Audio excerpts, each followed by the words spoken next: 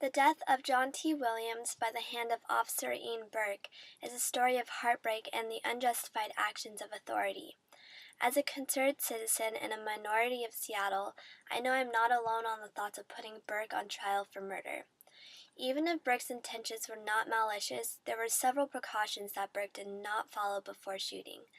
Burke states that he felt threatened by the way Williams turned toward him, but how else was Williams supposed to react to a police officer who was yelling at him? On August 30th, 2010, Burke confronted Williams because of suspicious behavior. After moments of getting out of the patrol car, Burke yelled at Williams to drop the knife he was holding. With several attempts, Burke shoots Williams 5 times on his right side, causing him to his death. As a reference, the footage on the dash cam of the police car will give a better idea of the time elapsed throughout the occurrence.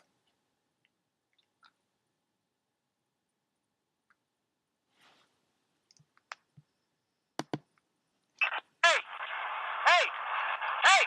Put the knife down! Put the knife down! Put the knife down!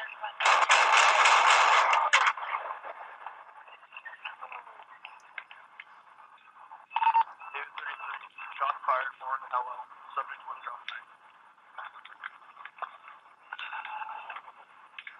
Shots fired, Warren Hello. This event caused such a controversy because Burke only allowed about 7 seconds before he decided to kill John T. Williams. Burke's defense was that Williams had responded to him in a threatening way, and therefore, for his own safety and what he'd learned in previous training, he decided to shoot Williams. According to the Firearms Review Board, they found this event unjustified for a number of reasons. This is quoted from the actual review board about this case. So Officer Burke failed to properly identify the circumstances of his attempt to contact John T. Williams or to follow proper procedures of logging out via radio and requesting backup. According to the Firearms Review Board, backup was only about 20 seconds away before shooting Williams. Officer Burke did not appropriately assess the potential risks inherent to his attempt to contact John T. Williams and did not employ proper tactics in the light of the risk. Officer Burke did not properly identify himself as a Seattle police officer or provide a sufficient direction to John T. Williams to control the situation. The so-called 21-foot rule does not constitute a sufficient defense for Officer Burke's decision. When Burke actually shot Williams, he was only about 10 feet away from him. Back in February, a protest took place in downtown Seattle as a tribute to John T. Williams, where they walked from Capitol Hill to the Seattle Police Department, where they played Native American drums and the police blocked off the streets. And there were no violence, just a protest.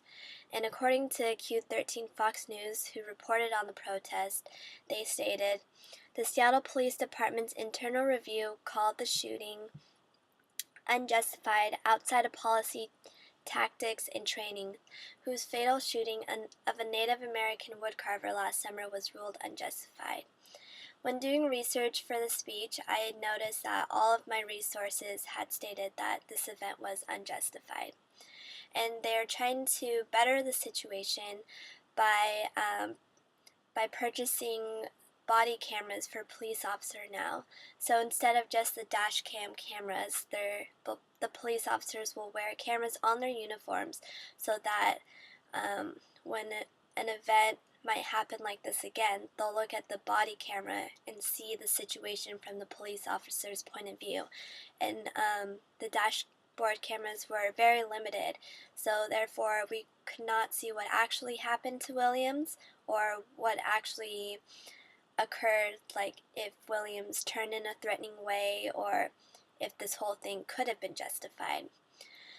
So, the death of John T. Williams was obviously unjustified. The public knows, the Seattle Police Department knows, the Firearms Review Board knows, and Burke knows.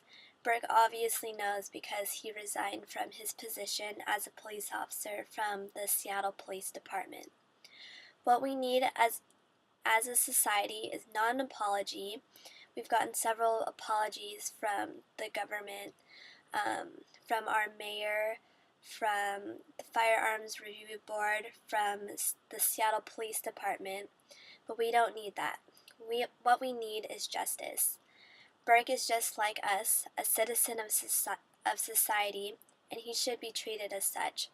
Just because he has a badge and a gun does not give him permission to be above the law and choose whose life to take away. Therefore, Burke needs to pay for his actions, and he needs to be trialed for murder. Thank you.